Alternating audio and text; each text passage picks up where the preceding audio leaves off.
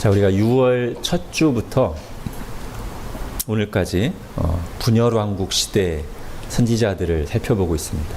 분열왕국 시대라 함은 솔로몬의 우상 숭배로 나라가 남북으로 분열되죠. 그리고 나서 차례로 북이스라엘과 남유다가 망하는데, 그때까지 솔로몬 이후 나라가 남북으로 분열된 이후 망할 때까지 이 기간 전체를 분열왕국 시대라고 합니다. 그리고 이 시대에 활동했던 선지자들이 전한 메시지의 핵심 주제는 심판과 회복입니다. 또는 심판과 구원입니다. 자, 오늘이 이제 그 분열왕국 시대의 선지자를 살펴보는 마지막 시간인데요. 물론 우리가 8월, 9월에도 선지서들을 볼 겁니다. 근데 그때는 이미 나라가 망한 이후에 활동한 선지자들, 우리가 이름을 붙일 때는 포로 시대, 그리고 그 다음에 회복돼서 포로 귀환 시대 살펴볼 거고요. 그때는 분열왕국 시대의 선지자들이 전한 메시지와는 결이 좀 다릅니다. 시대 상황이 다르니까요. 여러분, 우리가 이스라엘의 역사를 이렇게 어느 정도 알아야 되는 이유가 뭐냐면, 하나님께서 내가 어떤 하나님이다 라고 자신을 드러내실 때 아무것도 없는 진공 상태에서 현실과 전혀 상관없이 말씀하신 게 아니라 이스라엘 사람들의 생활 속에서, 그들이 처한 상황 속에서 그들의 삶에 개입하시면서 그들을 돕기도 하시고 가르치기도 하시고 징계하기도 하시면서 나는 이런 하나님이다 라는 걸 드러내셨고, 특별히 우리를 포함하여 온 인류에게 하나님께서 행하실 구원과 심판을 예언하실 때 이스라엘의 역사를 배경으로 해서 예언을 하셨단 말이에요. 다시 이스라엘이 남과 북으로 분열되고 나서 북쪽 나라는 아수르 제국에 멸망했고, 남쪽 유다는 바벨론 제국에 멸망했죠. 이거는 역사 속에서 일어난 사실입니다. 근데 하나님께서 그들이 아직 멸망을 당하기 한참 전부터 선지자들을 보내시고 그 선지자들의 입에 말씀을 주셔서 그들에게 다가올 멸망, 심판을 예언하게 하시고 경고하셨습니다. 심판이 너희 앞에 있으니 돌이키라고, 하나님께 돌아오라고. 근데 끝내 그들은 선지자의 말을 듣고 돌이키지 않았고, 그러자 선지자들이 예언했던 하나님의 말씀 그대로 이루어져서 두 왕국이 다 이방 나라들에 의해서 멸망했단 말이에요. 그런데 선지자들이 그렇게 이스라엘과 유다에게 다가올 심판을 예언할 때 그 예언의 내용 속에는 유다와 이스라엘에게 일어날 심판, 멸망만 예언되어 있는 게 아니라 그거와 함께 온 인류에게 하나님께서 행하실 더 크고 궁극적인 심판에 대한 예언도 풍성하게 담겨 있다는 것이죠. 예를 들면 오늘 스바냐 1장을 한번 보십시오. 스바냐서도 결국 이제 바벨론 제국의 망할 날이 얼마 남지 않았을 때 이제 예언하신 말씀인데, 그래서 이스라엘과 유다를 향한 말씀이지만 그 내용을 보면 1장 2절 3절을 보십시오. 이거는 유다에게만 해당되는 내용이 아니에요. 1장 2절 3절 여호와께서 이르시되 내가 땅 위에서 모든 것을 진멸하리라. 내가 사람과 짐승을 진멸하고 공중의 새와 바다의 고기와 거치게 하는 것과 악인들을 아울러 진멸할 것이라. 내가 사람을 땅 위에서 멸절하리라. 나 여호와의 말이니라. 이거는 온 인류에 대한 심판, 최후 심판의 내용을 같이 담고 있는 예언입니다. 모든 선지서들이 그렇게 돼 있어요. 그래서 유다와 이스라엘이 각각 바벨론과 아수르에 의해서 멸망할 것이라는 그 선지자가 선포한 말씀, 그 예언이 때가 되자 기록된 그대로, 선포된 그대로 이루어졌듯이 그 예언 속에 함께 담겨 있던 온 인류에 대한 하나님의 심판의 예언도 때가 되면 그대로 성취될 것이라는 겁니다. 즉 하나님께서는 이스라엘 역사를 배경으로 해서 생생하게 심판과 구원의 메시지를 전하셨을 뿐 아니라 먼저 한번 이스라엘 역사 속에서 그 예언이 그대로 성취된 것을 통해서 온 인류에게 대해서 예언하신 말씀도 반드시 그대로 되리라는 것을 분명히 보여주시는 것이죠. 자, 그런데 선지자들에게 주신 예언이 심판이 전부요, 끝이 아니라 심판 이후에 또는 그 심판을 통해서 구원이 이루어질 것이다 라는 것을 항상 말하고 있어요. 그래서 선지자들이 전한 메시지의 두 핵심 기둥이 뭐다? 심판과 구원이라는 거예요. 자, 오늘 보는 스바냐서는 그런 그 선지서들의 메시지를 어떤 면에서 볼 때는 이게 짧고 굵게 요약 정리한 것과 같은 말씀이라고 할 수 있어요. 그래서 오늘 스바냐서를 통해서 이 선지서들이 말하는 심판과 구원의 메시지를 그 핵심을 좀 정리해보는 시간을 가지려고 합니다. 크게 세 가지를 살펴볼 텐데, 첫 번째는 누가, 즉 누가 심판을 받고 누가 구원을 받는가. 두 번째, 언제. 그럼 선지자들이 말하는 예언하는 그 심판과 구원이 언제 성취되는가. 세 번째, 이제 마지막엔 구원에 초점을 맞춰서 그러면 구원받은 신자들에게는 어떤 일이 일어나는가. 이 세 가지를 잠깐 살펴볼 겁니다. 자, 첫 번째, 먼저 누가 심판을 받는가 또는 누가 구원을 받는가. 당연히 악인들이 심판을 받죠. 죄를 범한 자들이 멸망을 당할 것입니다. 이사야를 비롯한 이 선지서들에서는 아주 구체적이고 신랄하게 이스라엘과 그리고 그 주변 민족들이 범한 각종 죄들을 고발하면서 심판을 선언합니다. 스바냐서 안에도 짧지만 비슷하게 여러 죄들이 언급되고 있어요. 그런데 스바냐서 전체를 자세히 보면 선지서들을 요약 정리하고 있는 듯이 보이는 이 스바냐서를 자세히 보면 그 모든 죄와 악행의 뿌리가 되는 어떤 특정한 죄를 매우 강조하며 반복하고 있는 것을 우리가 보게 됩니다. 그게 뭐냐면 교만입니다. 여러분, 오늘 본문 3장 11절을 같이 읽겠습니다. 시작. 그날에 내가 내게 범죄한 모든 행위로 말미암아 수치를 당하지 아니할 것은 그때 내가 네 가운데서 교만하여 자랑하는 자들을 제거하여 내가 나의 성산에서 다시는 교만하지 않게 할 것입니다. 예. 이 구절을 잘 보십시오. 이 구절에서 말하는 방식. 지금 앞의 내용들을 정리하는 구절인데요.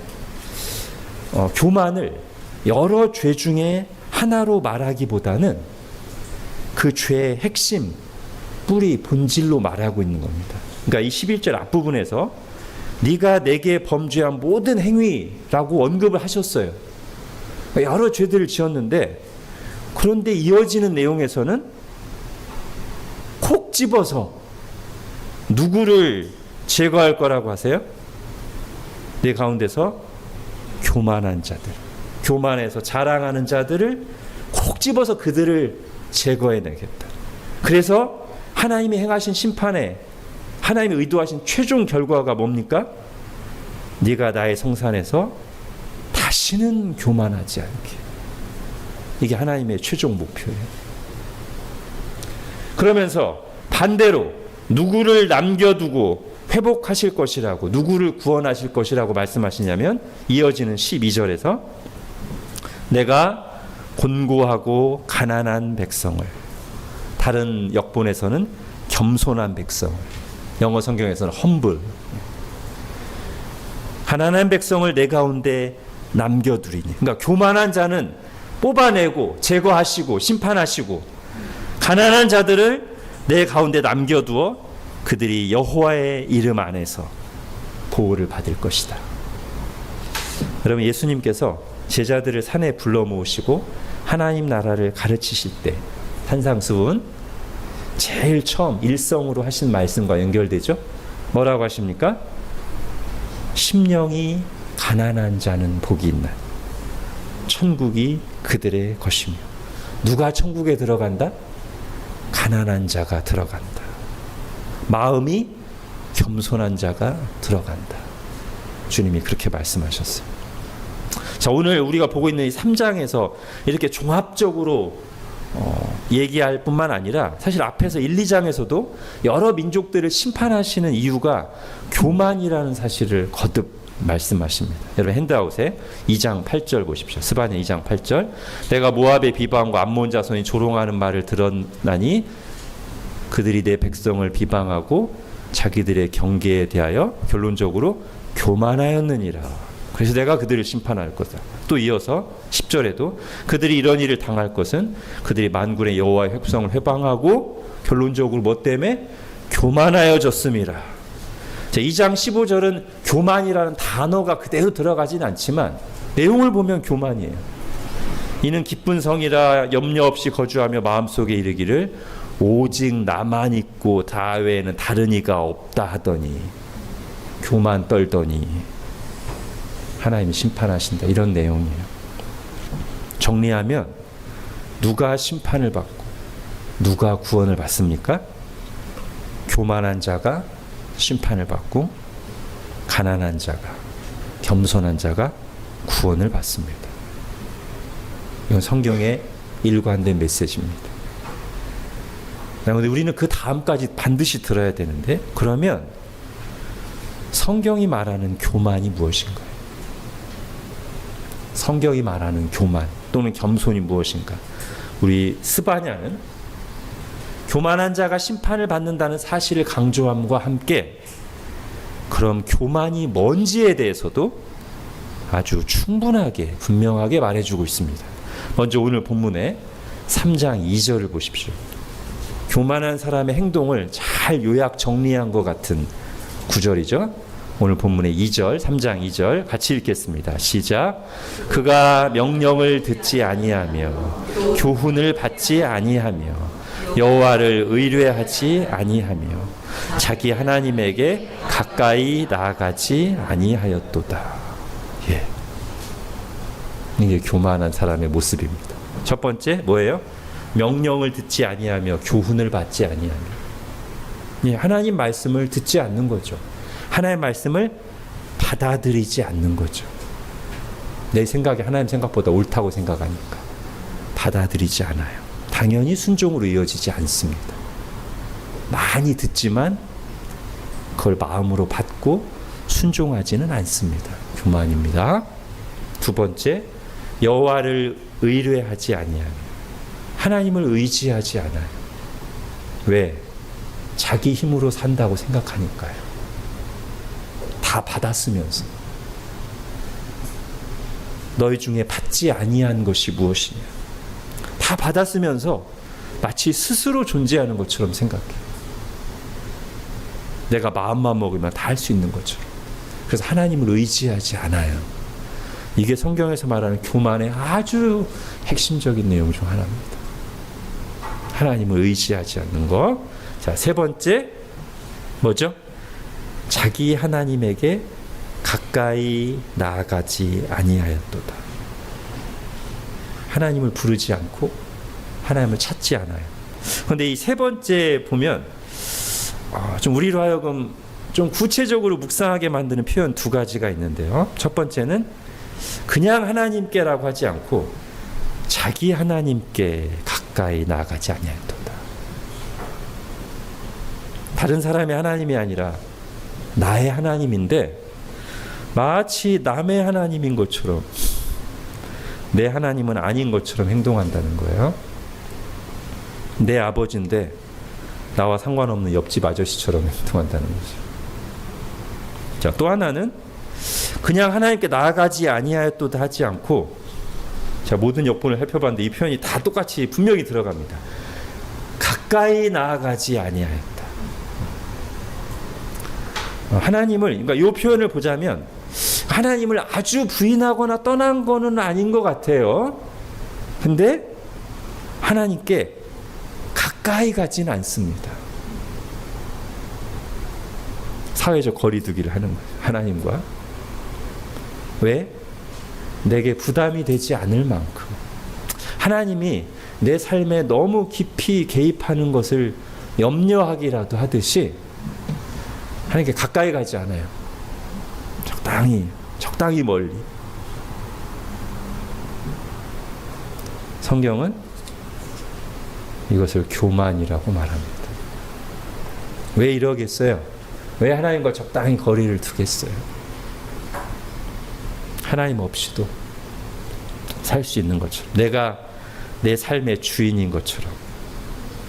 그래서 적당히 거리 두고 말씀도 취사 선택하고 나머지 내가 불편한 말씀들은 받아들이지 않고 거부하는 이런 모습들이 다 교만이에요.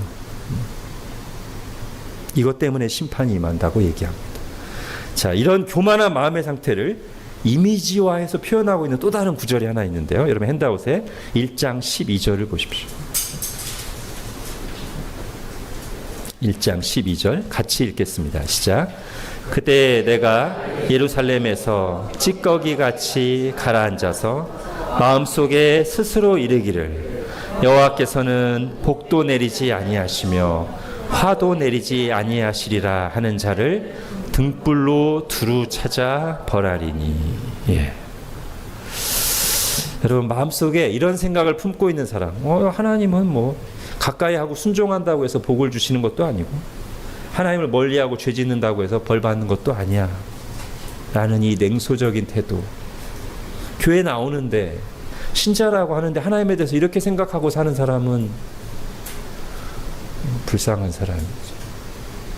이걸 다른 말로 표현하면 여호와께서 복도 내리지 아니하시고 화도 내리지 아니하실 거야 라고 말하는 그 마음 상태는 다른 말로 하면 하나님을 기대하지도 않고 하나님을 두려워하지도 않는 거예요. 이게 교만으로 굳어있는 마음의 모습이라는 거예요. 그럼 겸손은 뭘까요? 예, 지금까지 말한 것들의 반대로 하면 됩니다. 하나님의 말씀을 귀 기울여 듣고 받아들이고 그래서 순종으로 이어지고 범사에 하나님, 저는 하나님 없이는 안 돼요. 제 힘만으로는 못 살아요. 범사에 하나님을 의지하는 것이며 하나님을 나의 하나님이라고 고백하며 멀리가 아니라 적당히 거리를 두는 게 아니라 가까이 나아가는 것, 그리고 하나님을 기대하기도 하고 하나님을 두려워하기도 하는 그게 겸손이에요. 여러분 어떠십니까? 하나님을 기대하면서 하나님께 가까이 나아가십니까?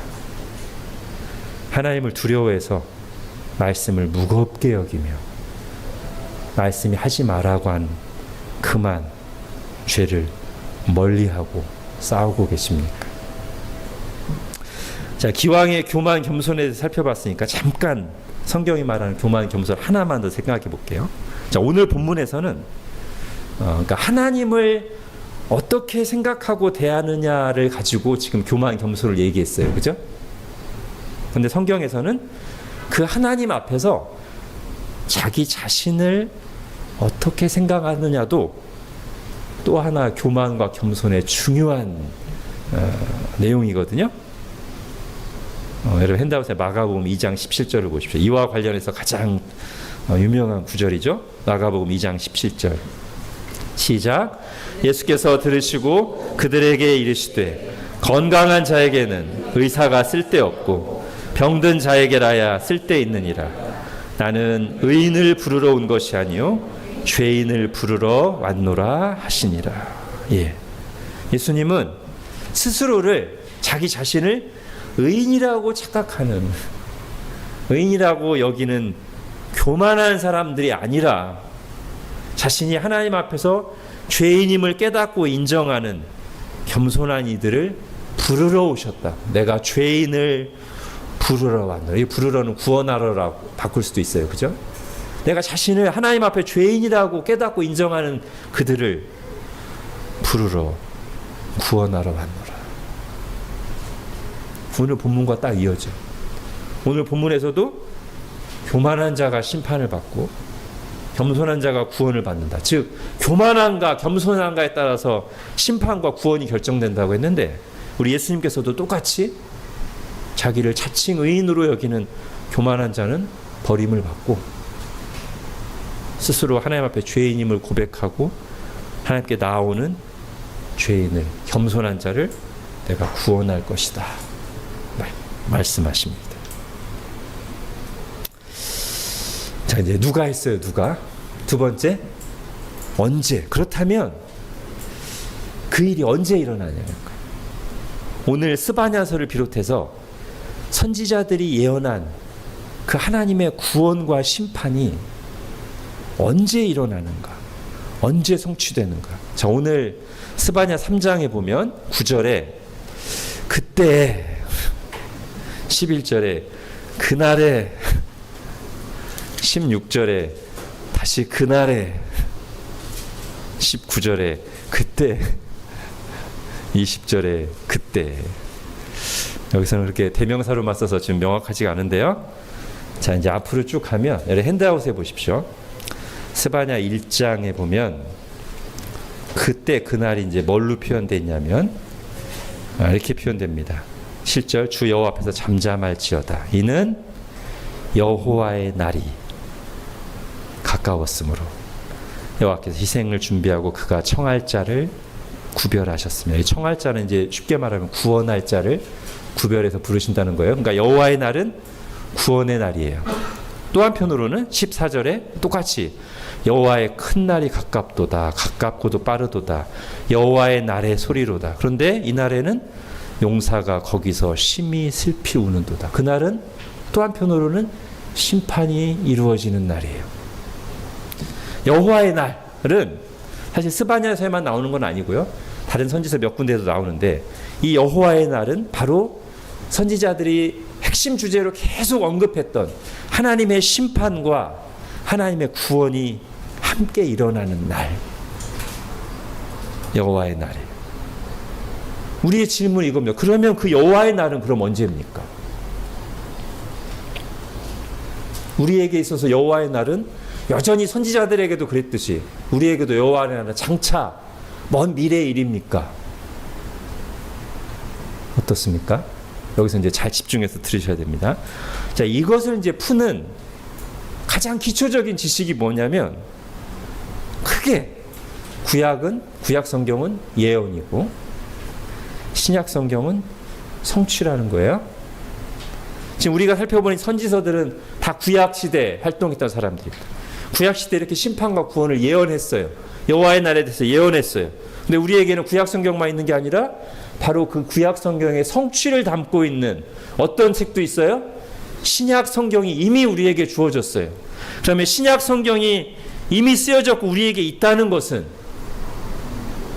구약 성경이 예언하고 있는 내용들이 이미 어떻게 되었다? 성취되었다는 뜻이 아니겠습니까?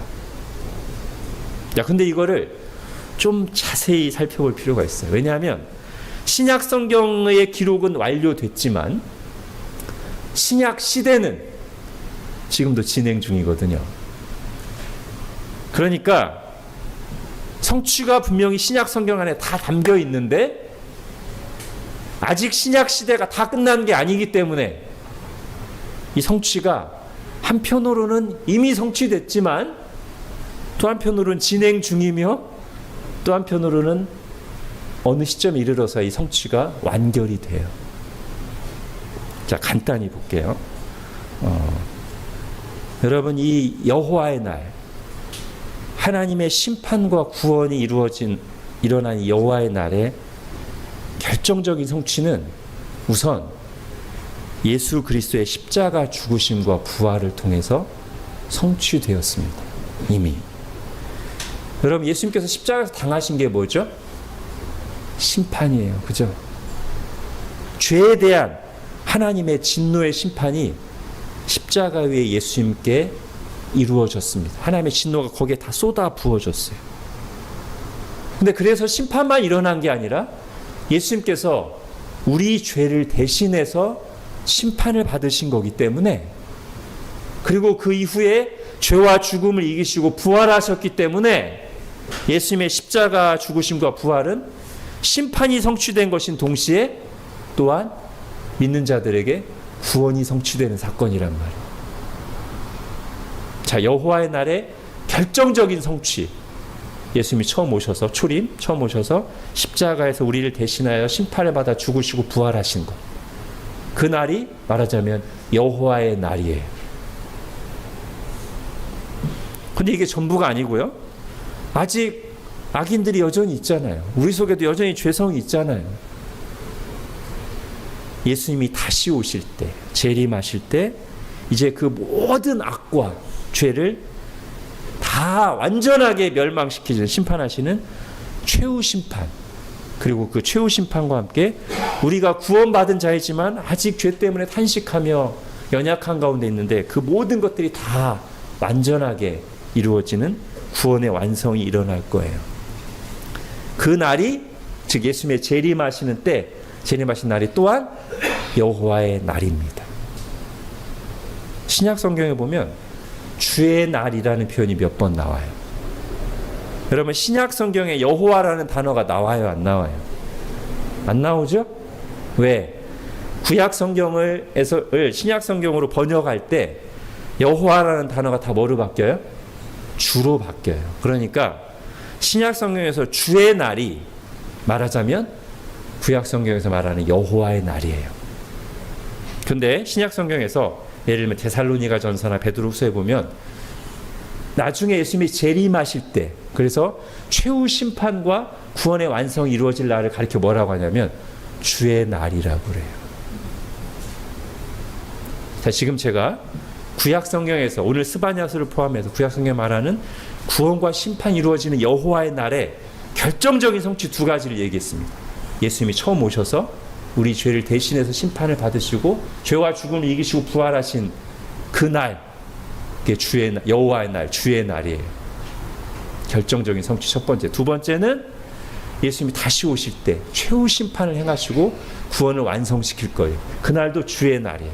여호와의 날이 성취예요. 근데 이 두 결정적인 날만 여호와의 날, 주의 날이 아니고, 우리가 성경을 잘 보면 요 중간 사이가 있잖아요. 지금 우리가 이 사이를 살고 있는 거잖아요.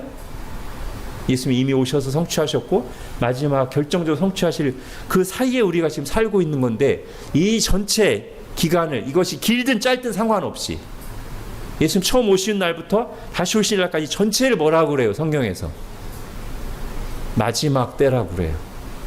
말세라고 그래요. 그리고 이 말세 전체 기간이 넓은 의미에서 여호와의 날입니다. 왜? 지금 이 시간은 성취의 시간이거든요. 바울은 고린도 후서에서 지금 우리가 사는 이 시대를 가리켜서 이렇게 표현했습니다. 여러분, 고린도서 6장 1, 2절 보십시오. 같이 읽겠습니다. 시작. 우리가 하나님과 함께 일하는 자로서 너희를 권하노니 하나님의 은혜를 헛되이 받지 말라. 이르시되 내가 은혜 베풀 때 너에게 듣고 구원의 날에 너를 도왔다 하셨으니 보라, 지금은 은혜 받을 만한 때요. 보라, 지금은 구원의 날이로다. 예. 그래서 여러분, 선지자들이 앞에서 이제 이사야나 예레미야 할 때 제가 말씀드렸습니다만, 선지자들이 그 마지막 때를 바라보고 예언할 때, 그 마지막 때, 즉 여호와의 날에 이루어질 중요한 일 중에 하나로서 공통적으로 얘기한 게 뭐냐면 모든 민족이 하나님께 돌아오는 거거든요. 이스라엘 민족만이 아니라 이제는 모든 민족이 하나님께 돌아오는 일이 그 마지막 때 여호와의 날 이루어질 것인데, 그게 오늘 본문에도 나와요. 9절에 보십시오. 스바냐 3장 9절. 그때 여호와의 날에 내가 여러 백성, 이스라엘만이 아니라 여러 백성의 입술을 깨끗하게 하여 그들이 다 여호와의 이름을 부르며 한 가지로 나를 섬기게 하리니. 예. 그날에 여호와의 날이 되면은 이제는 이스라엘 민족만이 아니라 모든 민족 가운데서 구원받은 사람들이 이스라엘과 함께 똑같이 다 나를 나의 하나님이라고 부르며 함께 나를 섬기게 될 것이다. 이게 선지자들이 공통적으로 그동안 예언했던 거거든요. 근데 이 일이 언제 일어나요? 바로 예수님이 처음 오셔서 십자가를 지고 부활하신 이후 예수님이 재림하실 때까지 그 사이 기간 내내 이 일이 일어난다고요. 이 성취가 진행 중이라고요. 여호와의 날이라는 기간 동안에. 우리도 그래서 지금 구원받고 여기 있는 거 아닙니까? 그죠? 자, 여호와의 날에 대해서 이제 한 가지만 더 하겠습니다. 아까 제가 신약 성경에는 여호와라는 단어가 안 나오고 여호와의 날이 주의 날이라고 표현됐다고 했어요. 근데 이 신약 성경에서 주의 날이 아까 그 예수님이 재림하셔서 최후 심판하시고 구원 완성하실 때를 주의 날이라고 표현하는 구절이 많습니다만, 근데 어떤 구절에 보면 그날을 가리키는 게 아니라 지금 우리에게 이미 있는 날을 가리켜서 주의 날이라고 표현하고 있는데, 보통 그 날을 해석할 때를 바로 처음 예수님이 성취하시고 부활하신 날, 예수님이 부활하신 날을 초대교회 때부터 뭐라고 불렀냐면 주의 날이라고 불렀어요. 즉 성경과 초대교회가 예수님이 부활하신 그 날을 여호와의 날의 성취인 주의 날이라고 불렀는데, 근데 그 부활하신 당일 그 하루만 주의 날이라고 부른 게 아니라 이후 계속해서 그 주님이 부활하신 날을 기념해서 일주일마다 한 번씩 오는 그 날을 계속 주의 날이라고 불렀어요. 어떤 날을? 일요일을, 그죠? 안식 후 첫날, 안식일이 토요일이었으니까 안식 후 첫날 일요일을 주님이 부활하신 날을 주의 날이라고 부르면서 그날 모여서 예배하고 성도의 교제를 나누며 신약의 안식일로 지켜왔다고요. 주의 날을 두 글자로 줄이면 뭐예요? 주일이에요. 그러니까 우리가 주일을 어떻게, 이런 관점에서 어떻게 이해하고 지키는 게 성경적이고 좋은 거겠어요? 우리가 주일을 지킨다는 것은 구약 성경에 예언된 하나님의 심판과 구원이 이루어지는 그 여호와의 날이라는 것이 예수 그리스도를 통해서 성취되었음을 믿는 자로서, 바로 예수님의 십자가 죽으심과 부활을 통해서 이 여호와의 날이 성취되었다는 것을 믿고 증거하는 자들로서 이 주의 날, 주일에 모여서 예배하고 성도의 교제를 나누는 것이고, 또한 우리에게는 아직 이 주의 날이 남아있다는 것을, 예수님이 재림하시는 그날이 또 주의 날이기 때문에 예수님의 재림하셔서 우리의 구원의 완성과 최후 심판이 남아있다는 것을 고대하고 소망하는 날로서, 그걸 믿는 자들로서 같이 그 소망을 나누며 성도의 교제를 나누는 자들로서 이 주일을 거룩하게 지키는 것이 바른 태도라는 것이죠. 그래요. 우리 신자들에게 있어서 우리 아까 그 수련회 때 얘기도 들었습니다만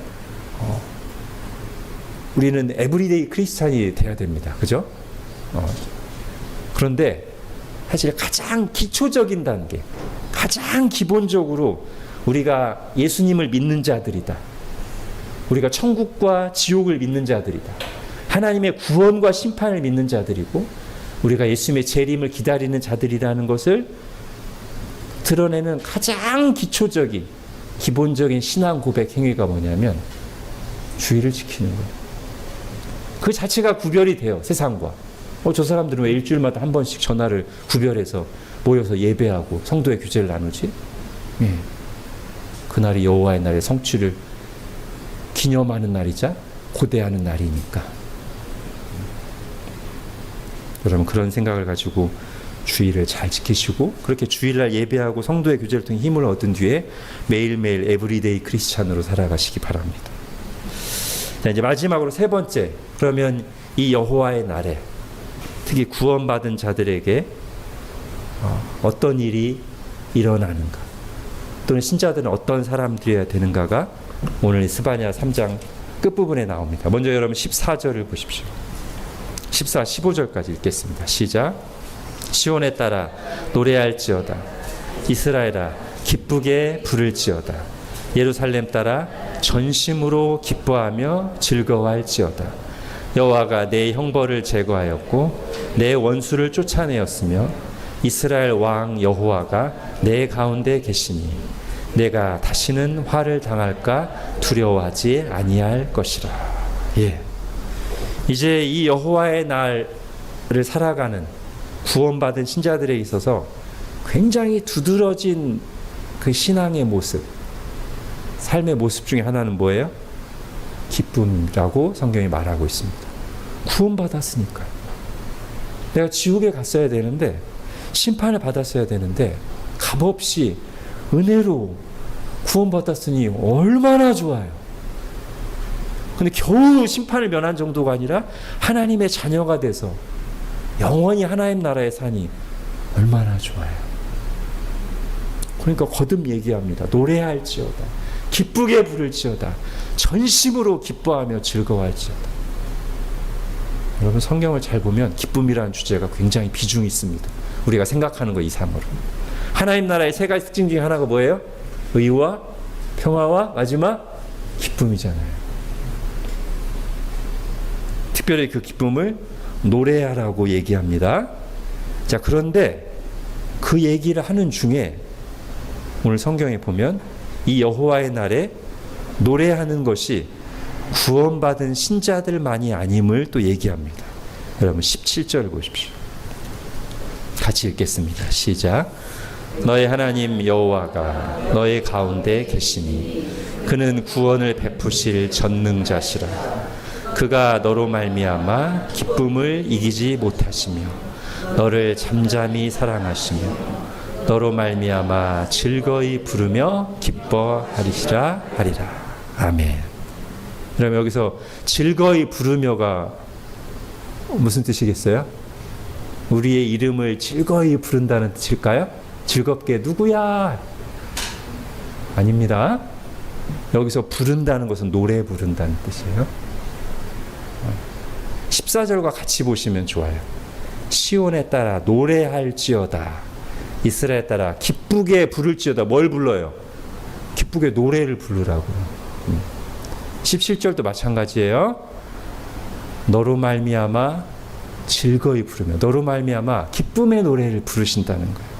사실 다른 역본들 보면 그게 명쾌하게 나타나요. 표준 세번역에도 보면 노래하며 기뻐하실 것이다. NIV에 보면 singing. 네.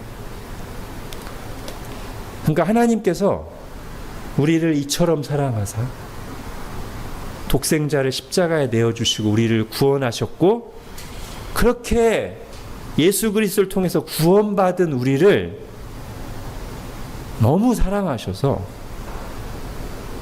우리로 말미암아 기쁨을 이기지 못하시며 즐거이 노래하며 기뻐하신다고 성경이 말하고 있는 거예요. 그러니까 우리에게 이 14절에 나오는 기뻐하며 노래하라고 하시는 것은 어떤 종교적 의무를 부과하시는 것이 아니라 이 하나님의 기쁨의 노래에 화답하는 거라고 말할 수도 있겠습니다.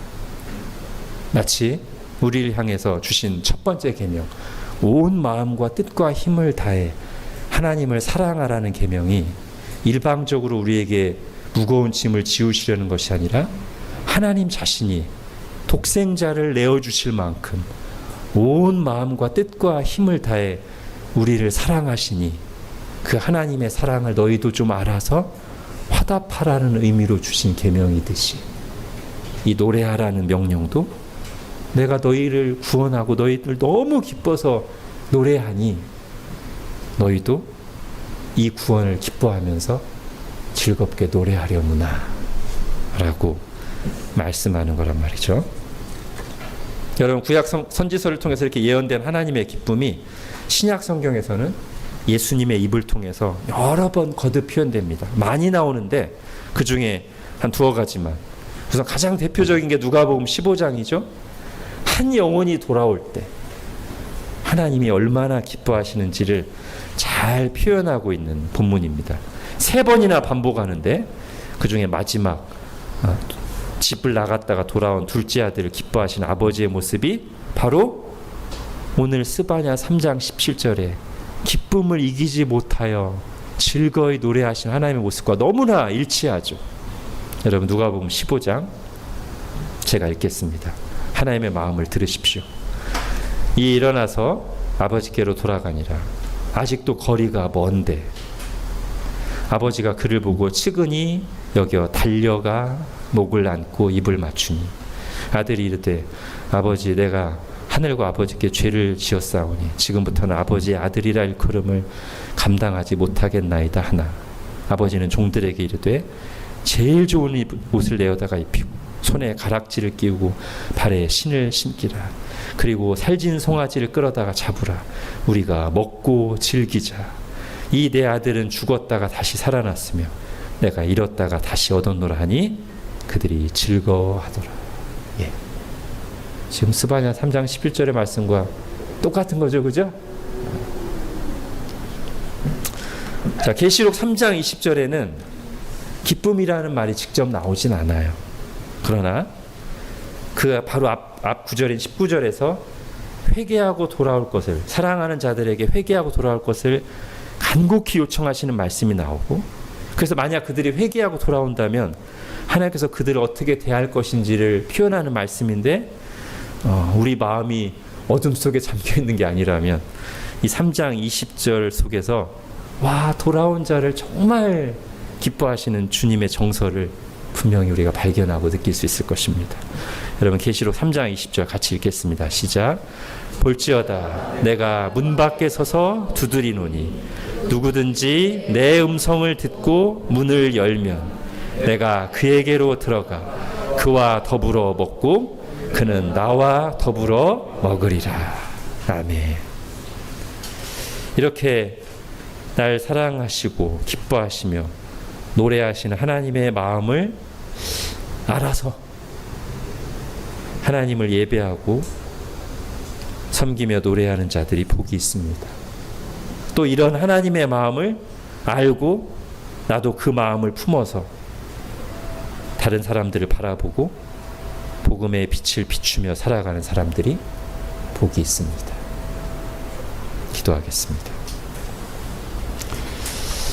하나님, 오늘 스바냐서를 통해서 구약 성경에서 일관되게 반복해서 말했던 너무나 중요한 주제, 하나님의 심판과 구원에 대해서, 그리고 그 하나님의 심판과 구원이 성취되는 여호와의 날, 주의 날에 대해서 들었습니다. 그리고 우리는 이미 그 성취 속에 은혜 가운데 살고 있는, 하나님이 너무나 기뻐하시며 노래하시고 바라보시는 그런 하나님의 자녀로서 지금 여기 있다는 사실을 말씀을 통해 들었습니다. 그러하오니 주님, 저희도 주님의 그 사랑을, 그 기뻐하시는 마음을 알아서 우리도 화답함으로 하나님을 기뻐하고 하나님 베푸신 구원을 즐거워하게 하시고, 그리고 하나님께서 이렇게 오랫동안 말씀해 오시고 성취하신, 그리고 또 앞으로 완성하실 그 여호와의 날을 살아가는 자들로서 그것을 상징적으로 표현하는 주의 날에 모이기를 힘쓰며 이 날에 정말 기쁨으로 예배하며 서로의 소망을 나누며 성도의 교제를 나누게 하시고, 그렇게 힘을 얻은 뒤에 매일매일을 또 여호와의 날을 하나님의 뜻대로 살아가는 에브리데이 크리스찬으로 살아가는 저희들 되게 하여 주옵소서. 예수님의 이름으로 기도합니다. 아멘.